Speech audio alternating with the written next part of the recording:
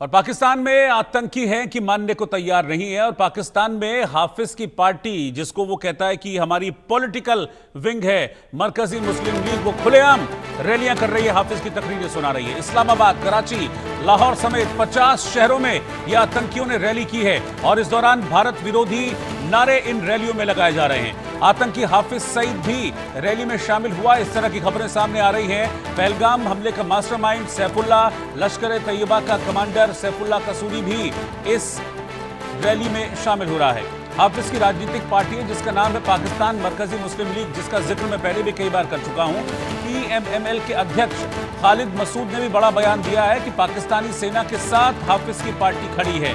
अभी तक पोस्टर जारी हो रहे थे, लेकिन अब पोस्टरों के साथ साथ ये लोग खुले मंच से तकरीरें भी कर रहे हैं और कह रहे हैं कि पाकिस्तानी सेना के साथ हाफिज की पार्टी है, यानी कि आतंकी है। यानी कि पाकिस्तानी सेना और आतंकियों का गठजोड़ इन रैलियों में एक बार फिर से स्पष्ट हो रहा है। आप ये समझिए कि पाकिस्तान के जितने भी बड़े शहर हैं, उन बड़े शहरों में, चाहे वो इस्लामाबाद हो, लाहौर हो, कराची हो, सब जगह रैलियां हैं। ऐसी करीब 50 रैलियां पाकिस्तान के अलग अलग शहरों में की जा रही हैं और इन रैलियों को कराने वाला कोई और नहीं है, इन रैलियों को कराने वाला है लश्कर चीफ हाफिज सईद।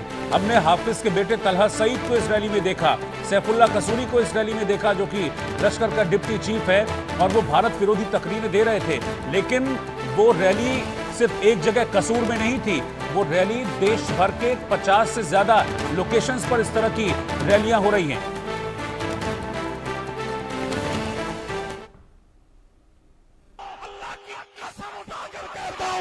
अल्लाह ताला ने जैसे तुम्हें 10 मई के दिन दुनिया के अंदर रुसवा करके दिखाया, जो तू नए मंत्र बदल रहा, जो तू नई तदबीरें इख्तियार कर रहा, पाकिस्तान की इंटेलिजेंस हम सब लोग जान चुके हैं तेरे एक एक मंसूबे को। तो अल्लाह की कसम उठाकर, अल्लाह पर कसम डालकर ये ऐलान करता हूं कि इंशाअल्लाह अल्लाह ताला पाकिस्तान की हिफाजत करके दिखाएगा।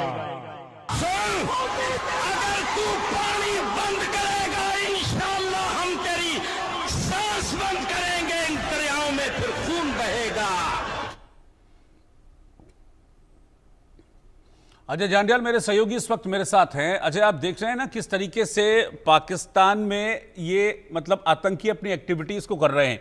ठप्पा लगा दिया पॉलिटिकल विंग का कि भाई हम तो मरकजी मुस्लिम लीग हैं, लेकिन तकरीरें सुना रहे हैं हाफिज सईद की। और खबर यह है कि हाफिज भी कहीं चोरी छुपे इन रैलियों का हिस्सा बन रहा है। देखिए रोहित, बिल्कुल आप ठीक कह रहे हैं। जो जानकारियां हैं, हाफिज सईद जो है इन रैलियों का हिस्सा है, सिर्फ कैमरे पे नहीं आ रहा, क्योंकि उसे पता है इस वक्त वो कैमरे पे आएगा तो यकीनन पाकिस्तान के लिए भी मुसीबतें बढ़ेगी। यही वजह है, और उससे ज्यादा डर हाफिज सईद को इस चीज का है कि हाफिज सईद कहीं भी टारगेट हो सकता है। हाफिज सईद को लग रहा है कि वहां पर जो टारगेट किलिंग का सिलसिला चल रहा है वो खुद भी निशाने पे हो सकता है, इसलिए पूरी पाकिस्तानी सेना की चौकसी में उसे रखा गया है। मगर जिस तरीके से रोहित ये बयानबाजियां हो रही हैं, जिस तरीके से मरकजी मुस्लिम लीग के नाम पर जो है वो लश्कर के लोग जो है वो रैलियां कर रहे हैं, तलहा सईद वहां देखा जा सकता है, सैफुल्लाह कसूरी देखा जा सकता है, तो ये साफ बताता है कि किस तरीके से पाकिस्तान में आतंकवाद का बोलबाला है और दुनिया को इस चीज को देखना होगा। भारत बार बार कहता है कि पाकिस्तान आने वाले समय में दुनिया के लिए खतरा बनेगा, क्योंकि आतंकी घटनाएं जो भारत देख रहा है इस वक्त, ये पिछले 3 दशकों से ज्यादा समय से चल रही हैं और इसके पीछे 100% पाकिस्तान है। कई सबूत पाकिस्तान को दुनिया को दिए जा चुके हैं, मगर जब दुनिया इस चीज पर आंखें मूंदे हुए हैं तो फिर भारत को अपने बचाव के लिए कुछ एक्शन करना होगा। जैसे ऑपरेशन सिंदूर हुआ, ऐसे ही और भी ऑपरेशन हो सकते हैं। अभी ऑपरेशन सिंदूर भी खत्म नहीं हुआ है, मगर जिस तरीके से आतंक की रैलियां वहां पे हो रही हैं और जहर उगला जा रहा है भारत के खिलाफ, वो अपने आप में बताता है कि भारत को कहीं ना कहीं और चीजों पर सोचना होगा कि आखिरकार पाकिस्तान में इस आतंक के बीज को पूरे तरीके से खत्म कैसे किया जा सके। ये खत्म तो कैसे ही होगा, ये जो आतंक का बीज है जिसकी आप बात कर रहे हैं अजय, क्योंकि वो तो आतंकी तो ये कह रहे हैं कि हम सेना के साथ खड़े हैं। आतंक जैसे होता है ना, एक आम नागरिक जो होता है वो कहता है हम अपने देश की सेना के साथ हैं, वहां आतंकी कह रहे हैं हम सेना के साथ हैं, हम सेना के हाथ में हाथ मिलाकर खड़े हैं। देखिए रोहित, सबसे बड़ी विडंबना यही है कि पाकिस्तान सेना और सरकार जो है वो आतंकवाद को चलाती है। दरअसल ये कहा जाए कि सिर्फ एक यूनिफॉर्म नहीं होती, बाकी आतंकियों का काम वही है। फंडिंग पाकिस्तानी सेना और आईएसआई करती है, सरकार करती है। वहां पर जो जम्मू कश्मीर में हालात करने हैं, खराब करने हैं, भारत में हमले करने हैं, उसको लेकर इन आतंकियों का इस्तेमाल किया जाता है।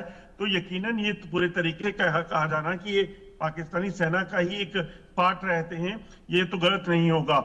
मगर दूसरे तरीके से बात यह है कि दुनिया को कहीं ना कहीं इस चीज को देखना होगा। ये जो आतंकवाद पाकिस्तान चला रहा है, ये आतंकवाद यकीनन आने वाले समय में और भयंकर रूप ले सकता है। आप सोचिए, पाकिस्तान में अगर भारत ने जब आतंकी ठिकानों और वहां पे एयरफोर्स के बेसिस को हिट किया, तो उसके बाद वहां पर न्यूक्लियर का एक ठिकाना जो है, उसमें जो है वो लीकेज की आशंका पैदा हो गई थी। तो कहा यह जा सकता है कि कहीं ना कहीं वहां पर ऐसी चीजें भी सुरक्षित नहीं है।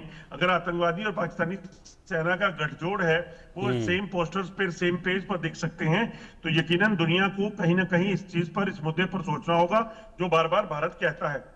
बिल्कुल, ये मुझे लगता है कि अब मैं जो बात कहने जा रहा हूं वो शायद इस पर कई लोगों को आपत्ति हो, लेकिन मुझे लगता है कि स्थिति अब ऐसी है कि पाकिस्तान की सरकार और सेना दो अंग हैं और चलाने वाला आतंकी है। मुझे लगता है कि हाफिज सईद इस समय प्रधानमंत्री की भूमिका में है पाकिस्तान की, क्योंकि चला तो वही रहा है सब कुछ, फिर चाहे वो शहबाज को कहना हो या मुनीर को कहना हो।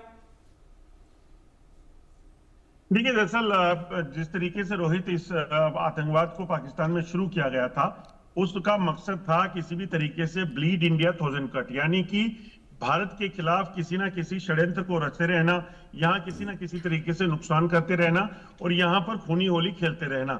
उस चीज को भारतीय सुरक्षा एजेंसियों ने, तमाम चीजों ने समझा और उसके बाद उसी तरीके की कार्रवाइयां करते हुए पाकिस्तान के इन नापाक इरादों को नाकाम किया गया।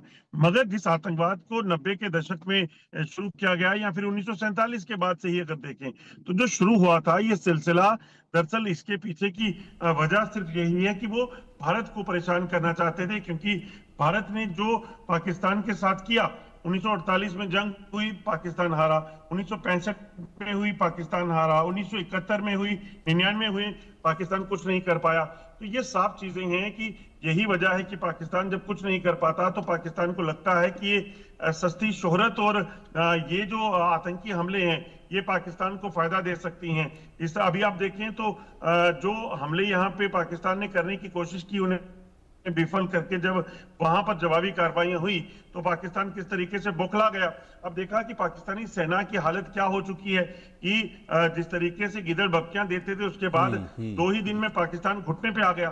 तो ये सारी चीजें जो हैं वो बताती हैं कि इनकी हालत काफी खराब है। और ये सेना, सरकार, आतंकवादी या हाफिज सईद की बात करें, मसूद अजहर की बात करें, ये सब एक ही थाली के चट्टे बट्टे हैं। वहां सिर्फ और सिर्फ आतंकवाद का बोलबाला है। वहां से सिर्फ पाकिस्तान जो है एक टेरर फैक्ट्री है जिसमें लगातार आतंकी तैयार किए जाते हैं और उसे बाद में भारत या फिर जहां पे भी जरूरत पड़े वहां भेजा जाता है। आप ये देखिए कि अफगानिस्तान में जब अमेरिकन फोर्सेस के साथ लड़ना था तो टीटीपी को तो पाकिस्तान ने ही तैयार करके वहां भेजा। वहां पर जाकर वो लोग अमेरिकन फोर्सेस के साथ। ठीक है, जब आप बने रहिए साथ में, मैं लौटता हूं आपके पास वापस। बलूचिस्तान से भी इस वक्त कुछ ब्रेकिंग न्यूज आ रही है और बड़ी खबर यह है कि बलूचिस्तान में बीएलए का वर्चस्व अब पूरी तरीके से देखा जा रहा है, यानी कि